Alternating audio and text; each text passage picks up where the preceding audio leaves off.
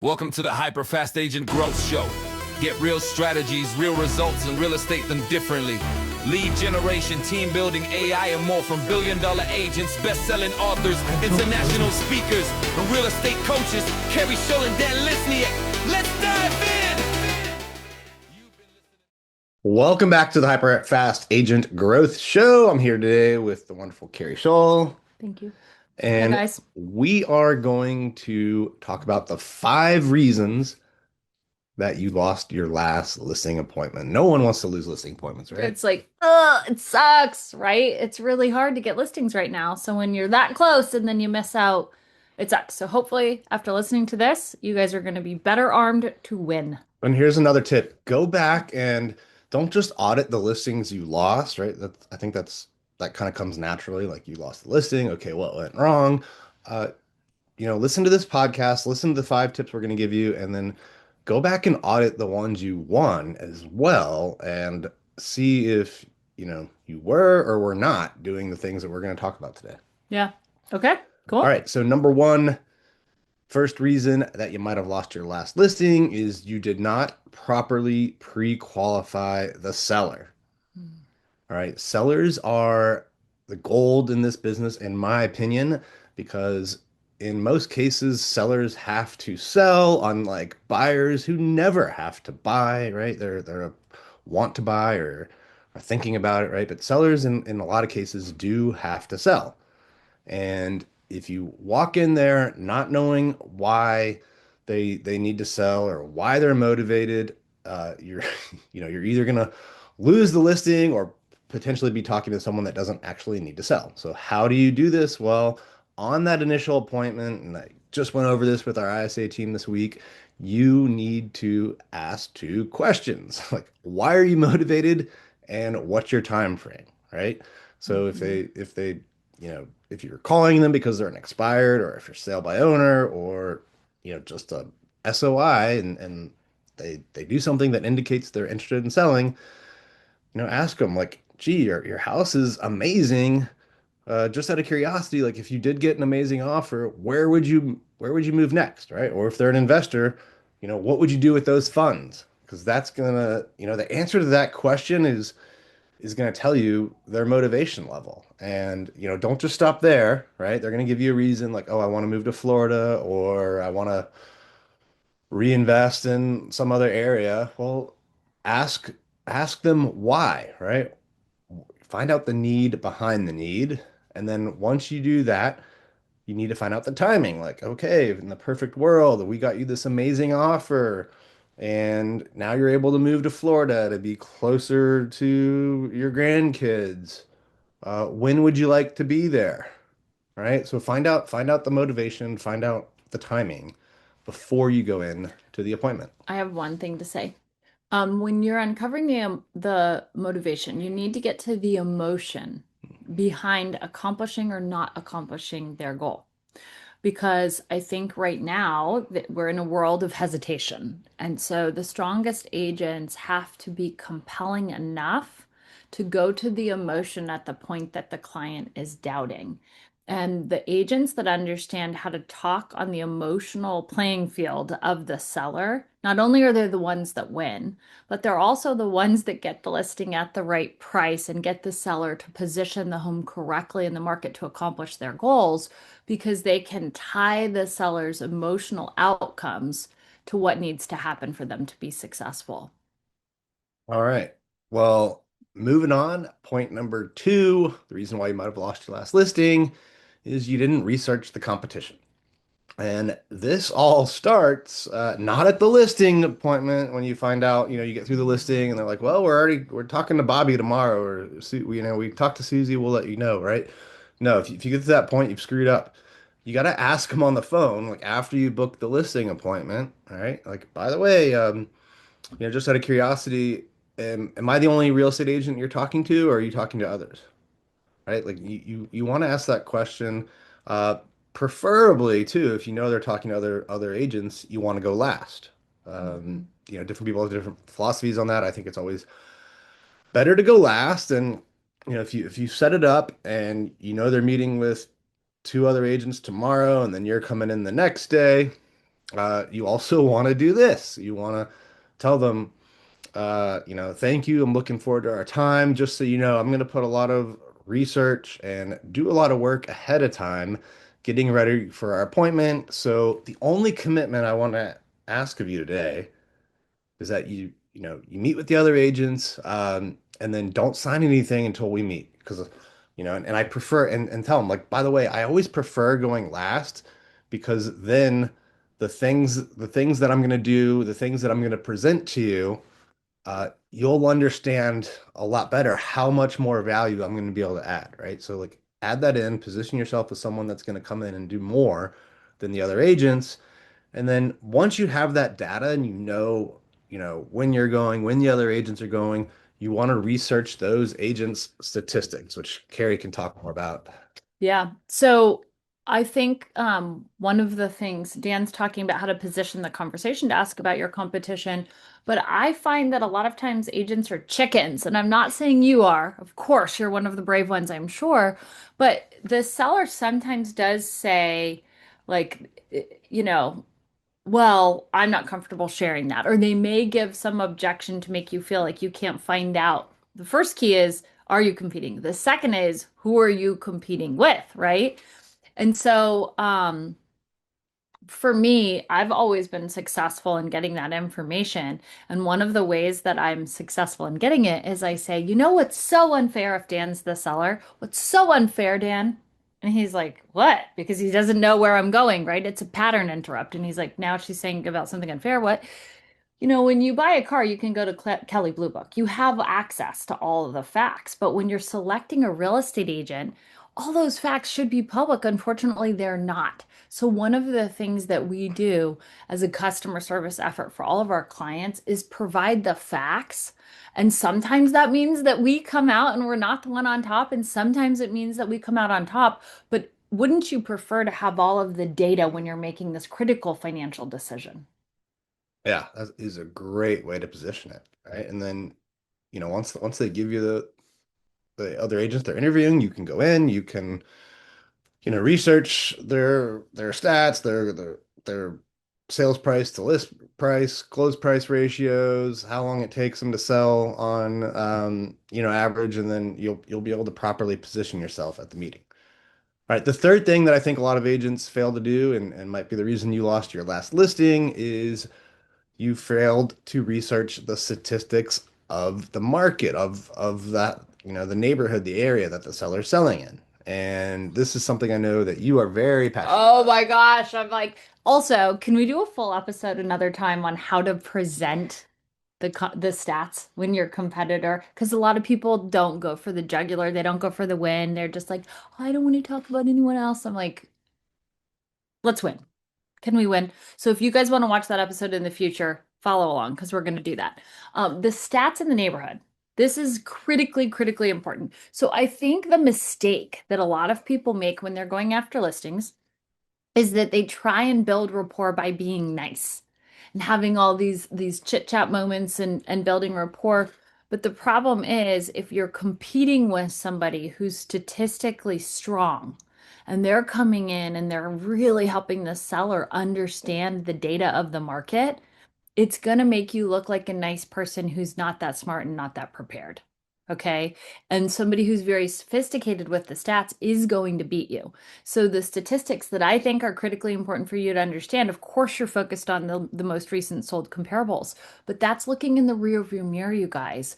And in the market today, you have to be looking in front of you to understand what's coming. So, you have to calculate the absorption rate and you have to study the failure rate.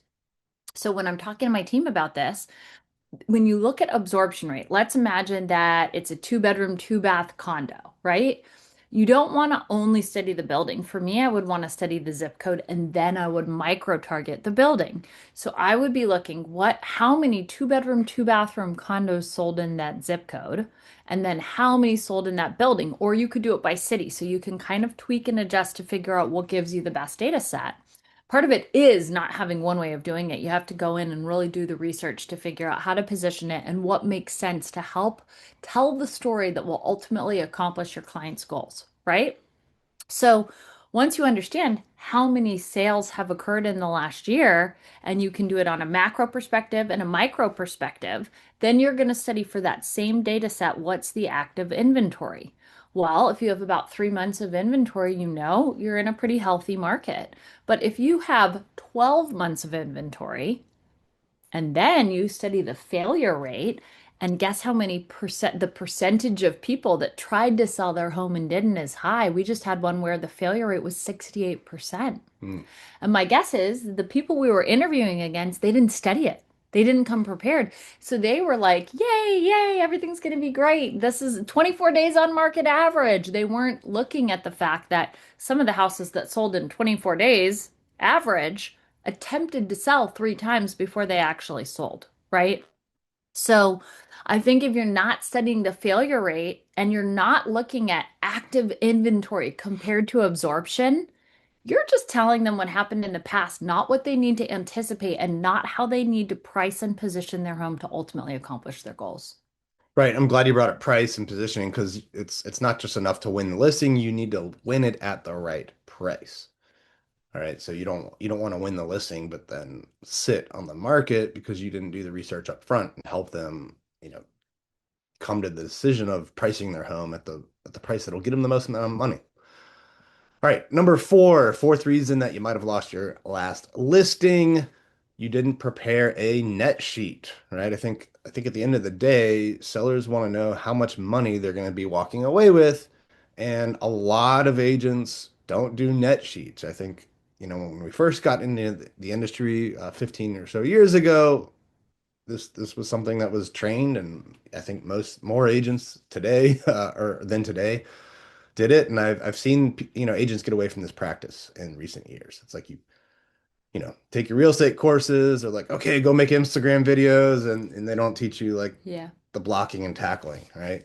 So prepare the net sheet so that they know what they're going to be walking away with. There's a couple of ways you can do this. A lot of title companies have, you know, online calculators that you can just plug in, some data. You can also really just easily build your own on Google Sheets. And, if you're like us and you're in multiple states, maybe the tax rates and fees are different. So you make a couple different versions of it. You'll probably spend an hour or less building your template, for the different markets that you might be in. And then once you do that, all you really need to do to prepare one is, research, get the comps, put in the sales price, and find out what their loan balance is, right?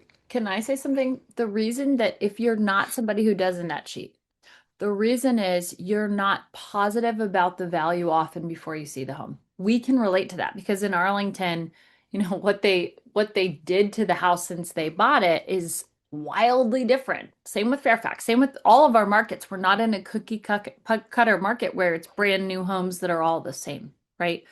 So you have to have a way of getting to the bottom line. The goal of the net sheet is to be able to talk to the client about what they're going to walk away with in their pocket.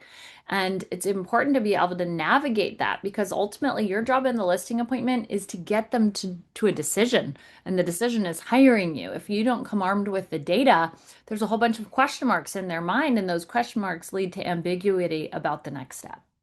All right. Fifth reason why you might have lost your last listing, you didn't ask for the listing and you didn't ask for objections and overcome them. So many people get to the end of the listing presentation and just don't ask the right questions or don't even ask them at all. I think it's the same reason that people sometimes don't pre-qual or don't ask about the competition, right? They're just afraid that the answer won't be something that they like. And you need to take those head on. So at the end of it, there's a couple different ways to do it.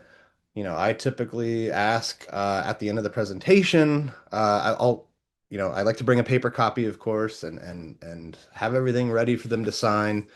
And I'll typically ask at the end of the presentation, uh, you know, do you feel that it makes sense for us to move forward, right? Something like that. Or do you feel confident based on what I've presented today that, I'm the best agent to get your home sold, or we're the best team to get your home sold? So you need to kind of ask directly, is there a different way that you do it, I or really like the second one because it's very clear. I think a lot of times the reason that people aren't clear is they're like, oh, I don't want to be too pushy. Like, I'm sorry, someone's hiring you to push buyers to create momentum to help them sell their home. They want to see that you can close, not that you're just nice. They actually need a closer. So I think instead of having that frame of reference, what Dan is saying is very true. You have to ask for it. And if you don't ask for it, then you're not even in the ballpark of being able to isolate objections because you don't know. I I am shocked by how many agents, when I ask them how they close the listing appointment, they say something like this. Um, well, just let me know. I really would love to work with you. Mm. Oh, that makes me want to puke. I'm like, no, you're asking the seller to close themselves. Like, no, they don't know what to do, and you're leaving them hanging at a point that's not what they want. Coming to a decision benefits them. So the sooner you come to the realization that you're helping them by guiding them to a confident decision, and that's actually why you're there. They asked you to come so that they could make a decision, then you won't have those same feelings about what it means about you if you close. It's actually helping the client. Yeah, and I think the most common objection you'll often get, and I'll just share this one and what your response should be. The most common one is like, we need to think about it, right? They're just kind of biding time. And as always with objections, you want to repeat and reframe it and then ask another question. So, if it were me in that situation, I'd say, okay, Mr. and Mrs. Seller, I understand that right now you're thinking you need a little bit more time, and I can understand that. Uh, However, what I've often found out is that when people say that they need more time to think about it, there's usually one or maybe two things that I haven't answered or that they're feeling uncomfortable with. And, it would just make it hard for me to sleep tonight knowing that I didn't answer all of your questions. So, what are the one or maybe two things that are holding you back from committing right now? Hmm. Isolating. Excellent. Any other objections that you think we should address or things to Well, so overcome? sometimes I think that's really good because you get them to vocalize.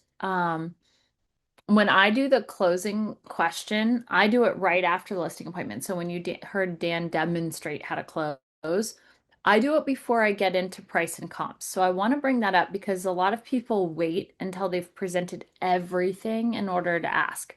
We do it in the sequence right after we've talked about how we're going to market their home.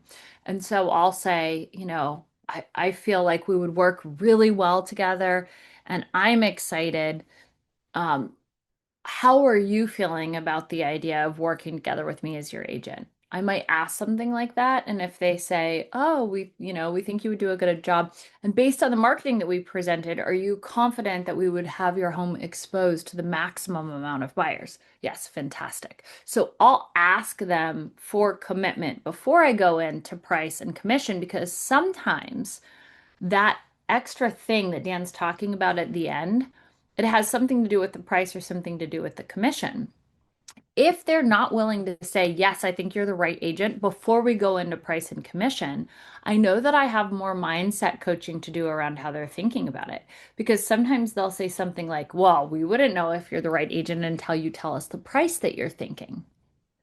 Well, that tells you that the way they've tied price and the right agent is actually not a logical thing because the market is going to dictate the price. So I want to tackle that up front before we get to the end. Does that make sense?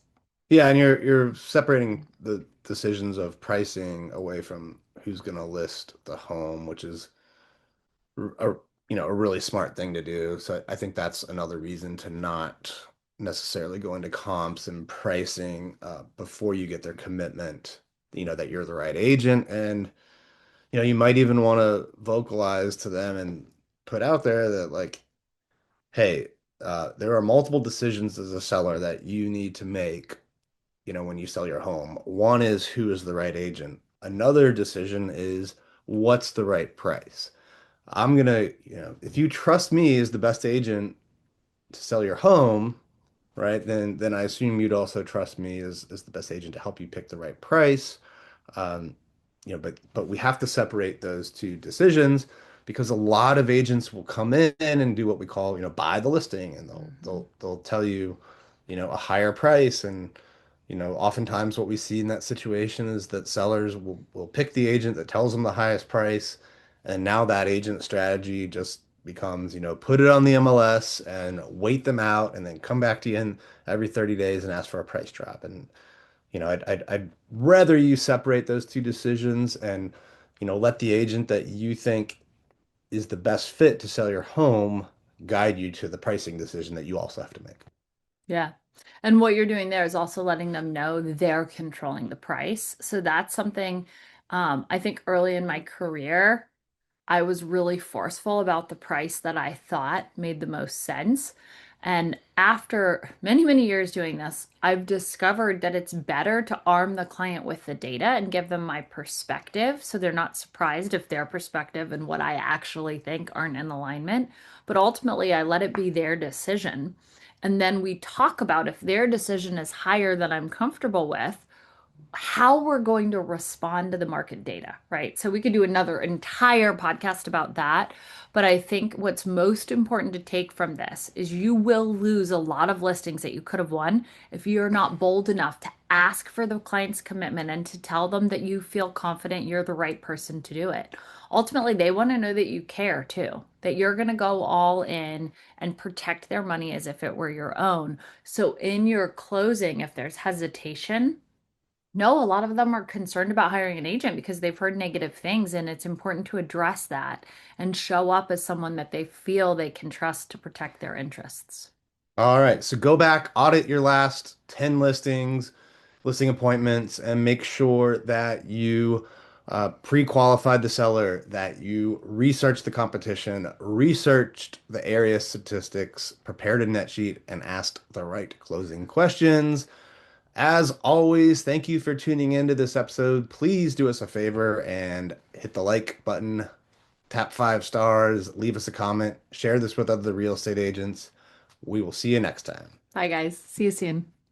You've been listening to HyperFast Agent Growth Show with Keri Shull and Dan Lesniak. Real strategies, real results, real estate done differently. If you love this episode, tap subscribe and share with another agent who's ready to grow.